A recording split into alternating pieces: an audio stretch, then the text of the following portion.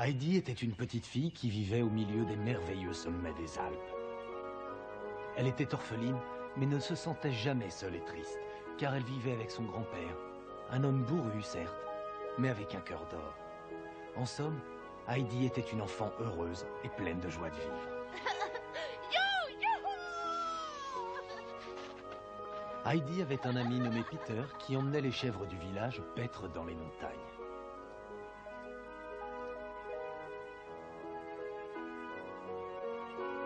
Mais plus que tout, c'était la vue des Alpes qui remplissait de joie le cœur de l'enfant. Elle ne se lassait jamais de les contempler et restait parfois des heures à admirer ces merveilleuses montagnes.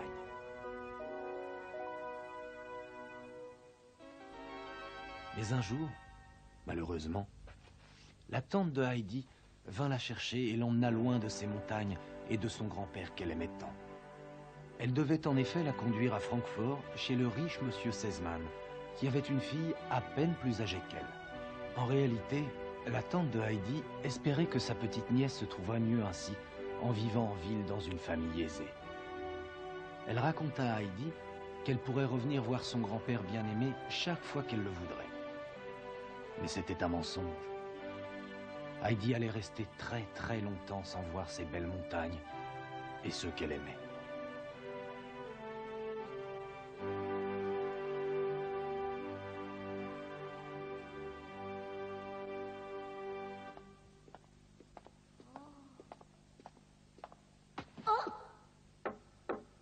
Oui, entrez. Allons, entre.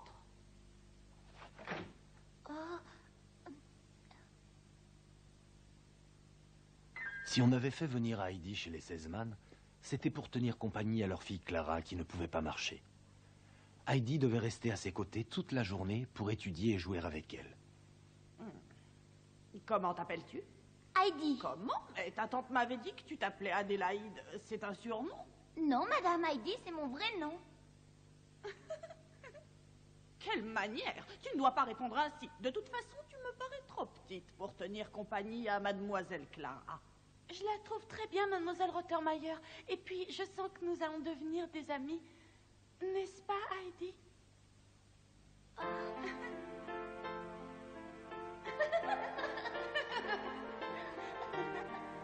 Peter doit être très sympathique. Ça, tu peux le dire, Clara, mais parfois il est un peu susceptible. Ah bon? Oui. Heidi et Clara devinrent très vite inséparables, comme l'avait prévu Clara. Tu sais, Heidi... Quoi? Ma maman est montée au ciel il y a bien longtemps et mon père est toujours en voyage pour ses affaires. Avant, je restais toute seule dans cette maison sans savoir quoi faire et je n'ai jamais eu personne à qui parler. Oh, Clara. Mais à présent, ma vie a changé car tu es là, Heidi.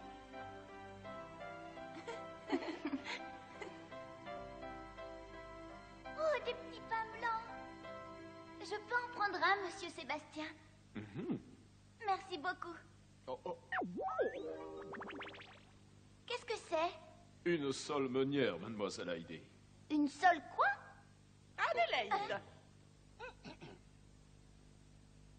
À ce qu'il paraît, il faut non seulement t'apprendre à lire et à écrire, mais aussi à te conduire comme une demoiselle bien élevée. Alors écoute-moi bien. D'abord, il ne faut pas parler à Sébastien lorsque nous sommes à table. Tâche de t'en souvenir. Et si tu dois vraiment lui dire quelque chose, dis-lui tu ou Sébastien. Le monsieur n'est pas nécessaire. Tu as bien compris? Oh. Ensuite, tu n'as pas besoin de mettre du pain dans tes poches. Le pain est fait pour être mangé. Remets-le sur la table. Mais je voudrais l'offrir au grand-père de Peter. Et surtout, apprends à ne pas discuter les ordres. Ici, on obéit aux grandes personnes et sans trop se faire prier. Compris, Adélaïde? Oui, mademoiselle.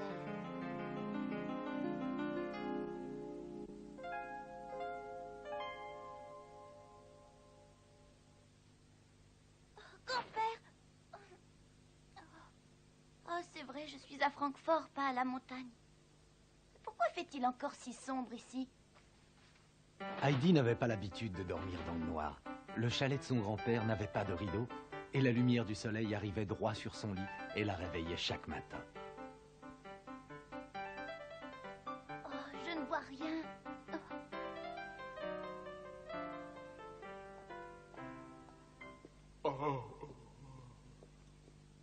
Bonjour, tu ou Sébastien, comment vas-tu? Très bien. Vous aussi, j'espère, mademoiselle. Oui, puis-je te demander une faveur, tu ou Sébastien? Je vous demande pardon, mais pourquoi vous obstinez-vous à m'appeler tu ou Sébastien, mademoiselle Heidi? Eh bien, parce que c'est ce que m'a demandé de dire mademoiselle Rottermeier hier à table. Tu n'as pas entendu? Oui, ah oui, c'est vrai, c'est exactement ce qu'a dit mademoiselle Rottermeier. Mais Sébastien sans tu suffira. Dites-moi à présent ce que je peux faire pour vous. Voilà, j'aimerais pouvoir regarder le paysage au-delà de ce grand immeuble.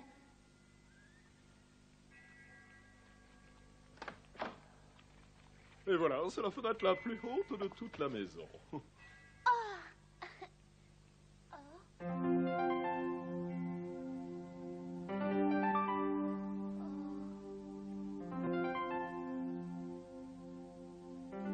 mais ce n'est pas du tout ce que j'espérais. Comment ça? Je croyais voir des sapins, des montagnes, des champs pleins de fleurs multicolores. Pauvre Heidi. Ces montagnes bien-aimées commençaient à lui manquer terriblement. Mais elle ne pouvait pas dire à Clara qu'elle avait envie de s'en aller. Elle avait tellement besoin de sa présence et de sa compagnie. La totale sérénité et le silence régénérateur n'existent qu'au paradis où tout est paix, calme, doré. Mon cœur se remplit de joie à l'idée de l'existence d'un endroit si beau. Ces mots évoquèrent dans la mémoire d'Heidi ces arbres, ces belles montagnes et son grand-père qu'elle aimait tant. Heidi! Heidi! Tâche d'être plus attentive, Heidi. Tu as sans cesse la tête dans les nuages. Si tu ne fais pas d'efforts, tu ne réussiras jamais à apprendre l'alphabet, même en l'étudiant des journées entières. Voyons si tu réussis à te rappeler les 3 premières lettres de l'alphabet. Cette lettre a des cornes. Hein?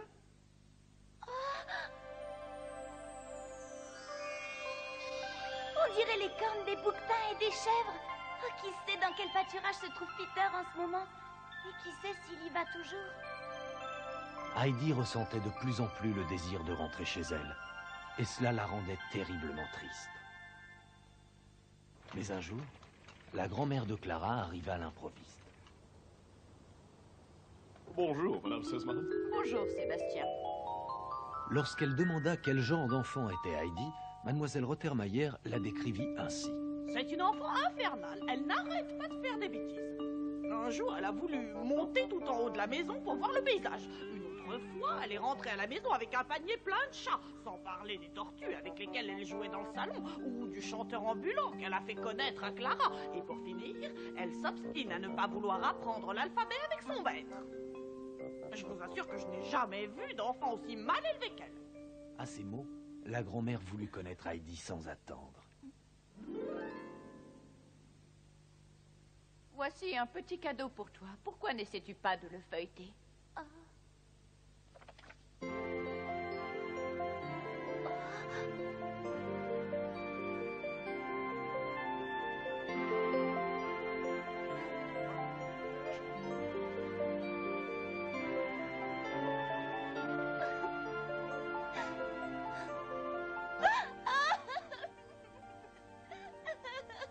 Calme-toi, Heidi, ne pleure pas. Pourquoi as-tu tant de chagrin? Allons, Heidi, tu ne veux pas me le dire. Tu sais, Heidi, dans ce livre, il y a plein d'histoires merveilleuses que tu pourras bientôt lire. Mais d'abord, il faut que tu cesses de pleurer et que tu apprennes ton alphabet pour savoir ce qui est écrit. Avec une infinie douceur, la grand-mère de Clara expliqua à Heidi combien il était merveilleux de pouvoir lire un livre d'histoire comme celui-ci, et à quel point la prière pouvait être un réconfort dans les moments de tristesse, car elle aidait à mieux se sentir et à trouver la force d'affronter n'importe quelle situation. Regarde, Heidi. Tu aimes ce dessin? Qui sait ce que regarde ce berger? Tu n'aimerais pas lire pour connaître son histoire? Aussi, j'aimerais beaucoup. Oh, ce doit être merveilleux de savoir lire. À partir de ce jour, Heidi fit sa prière chaque soir avant de se coucher. Seigneur, aide-moi à apprendre à lire et fais-moi vite revenir dans la maison de mon grand-père. Il me manque tellement. J'ai hâte de le revoir.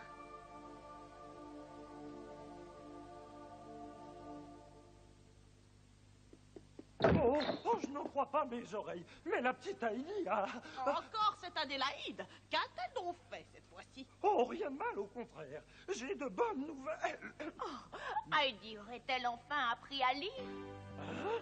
Comment avez-vous deviné? Comment? Oh, Lorsque le père du petit berger vit son fils, son cœur se remplit de joie. Son cœur se remplit de joie. Heidi avait tellement envie de lire ce livre qu'elle s'appliqua tant qu'elle put jusqu'à atteindre son but. Oh Seigneur, je te remercie, j'ai appris à lire moi aussi. À présent, il ne me reste qu'un seul désir, celui de retourner chez mon grand-père avec Peter, les chèvres et les montagnes que j'aime tant.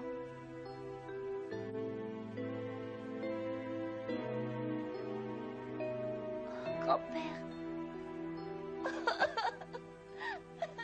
Malheureusement, le second désir d'Heidi tardait à se réaliser. J'en ai assez, merci. Tu n'as rien mangé, pourquoi? Je n'ai pas faim ce soir. Je comprends. Heidi devenait de plus en plus triste à mesure que le temps passait. Puis une nuit...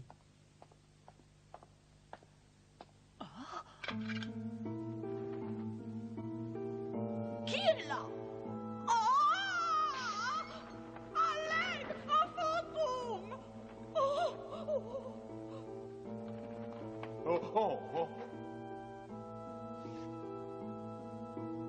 Ah, c'est Mademoiselle Heidi.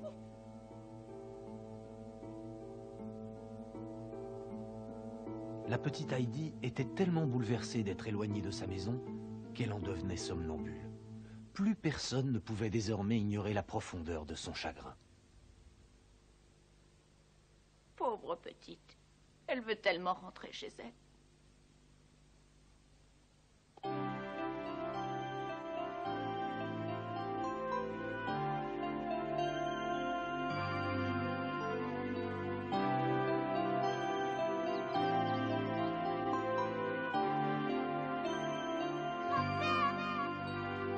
Grand-père, où es-tu? Grand-père, je suis rentrée. Grand-père, me voici enfin de retour. Grand-père, je suis rentrée, me voilà. Oh, Heidi. Oh, grand-père. Oh, ma petite Heidi. Et je suis heureuse de te revoir. Je n'irai plus jamais à Francfort. La grand-mère de Clara a dit que je pourrais rester ici. Comme je suis content, Heidi. Et ce n'est pas tout. Clara m'a promis qu'elle viendrait au printemps prochain. Oh, quelle bonne nouvelle.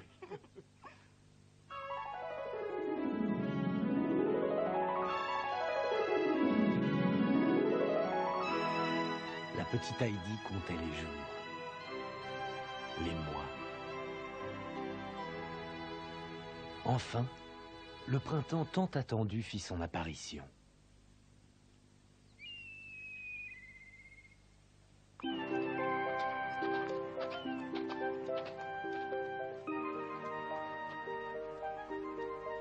Clara! Hurrah, Clara!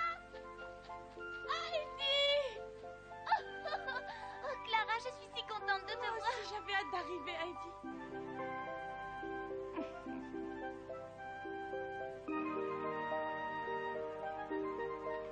Pour faire plaisir à Heidi, Clara décida de rester un peu chez le grand-père, qui n'avait qu'un désir, tenter de la faire marcher.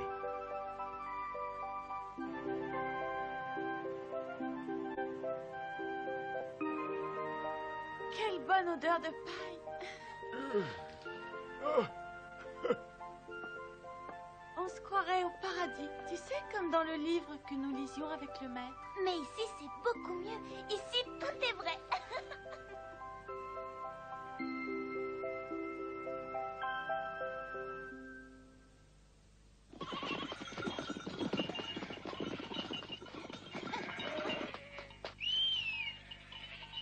Bonjour, Peter. Heidi, tu viens au champ avec moi? Non, je ne peux pas venir. Clara ne peut pas aller jusque-là, Peter. Alors, à plus tard.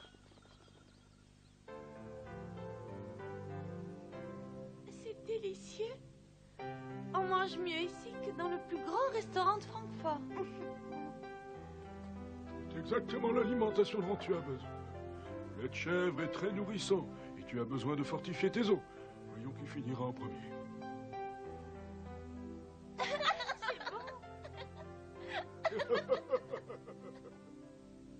Tout à son idée, le grand-père de Heidi prenait grand soin de la pauvre Clara et de ses jambes.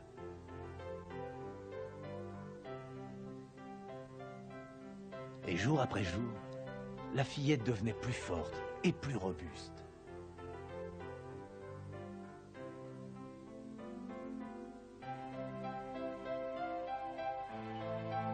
Un jour, Heidi et Peter décidèrent d'emmener Clara avec eux et leurs chèvres. Après avoir porté la fillette dans ses bras jusqu'au sommet, le grand-père laissa les 3 enfants seuls en promettant de revenir le soir prendre Clara. Je n'ai jamais vu un endroit aussi beau. Bonjour, chèvre, que vous êtes jolie. Clara! Eh bien? Clara! Tu voyais toutes les fleurs qui ont poussé là-haut, elles sont de toutes les couleurs. Si tu veux les voir, je te porte sur mes épaules. Non, merci Heidi, tu n'y arriveras pas. Je suis bien trop lourde pour toi. J'aimerais tant pouvoir marcher, moi aussi. Marcher?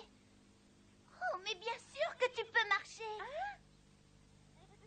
Hé, Peter, viens ici, s'il te plaît. Ah, pourquoi? On va manger? Oh, Peter, tu ne penses qu'à manger. Allez, tiens-toi bien, Clara. Je n'y arriverai jamais. Allons, ne te décourage pas. C'est inutile. Peter, aide-moi. Tiens bien Clara de ce côté. Ouais. Et maintenant, essaie de marcher. Ça me fait mal. Allez, Clara, il faut que tu réussisses. Ah, ça fait beaucoup moins mal. Ah. Continuons. Je ne sens presque plus rien. Regarde, Heidi, je marche. Je n'ai plus mal du tout. Ah, mes jambes bougent. Oui, Clara, tes jambes bougent. Tu marches, Clara. C'est fantastique. Hurrah! C'est un miracle. Maintenant, essaie de marcher toute seule. Hurrah! Hurrah! Vive Clara!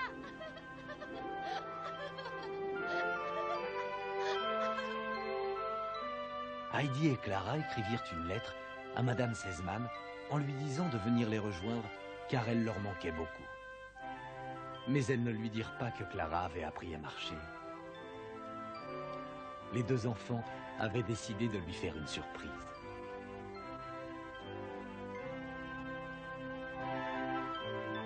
Mais c'est papa. Il est venu lui aussi. Papa! Clara! Oh!